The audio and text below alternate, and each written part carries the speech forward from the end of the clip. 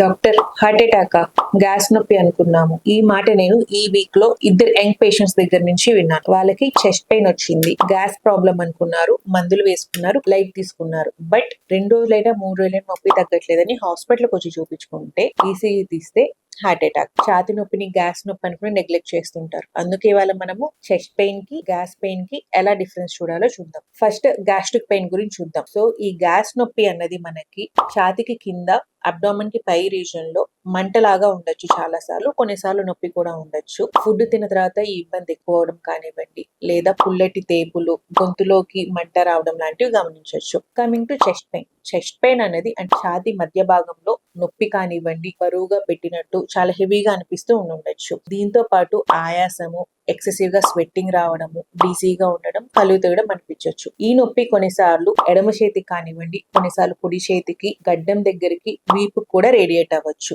And చాలా మందికి ఇలా టిపికల్ సిమ్టమ్స్ ఉండాల్సిన అవసరం కూడా లేదు. చాలా మందికి సమ్ ఇండైజెషన్ ప్రాబ్లం లాగా, నీరసంగా కూడా అనిపించవచ్చు. అందుకే వీళ్ళు నెగ్లెక్ట్ చేస్తూ ఉంటారు. సో మీకు ఎప్పుడైనా ఛాతి నొప్పి అనిపిస్తే నా గుండె ప్రాబ్లం ఎందుకు ఉంటుందిలే, గ్యాస్ నొప్పి అని సెల్ఫ్ డయాగ్నోస్ చేసుకోవద్దు. వెంటనే డాక్టర్ ని అప్రోచ్ చేసి ఈసీజీ తీయించుకుని సరైన టెస్టులు చేయించుకోండి. ఎందుకు అంటే హార్ట్ అటాక్ లో ఎవ్రీ మినిట్ కూడా మ్యాటర్ కాబట్టి. Stay aware and stay healthy.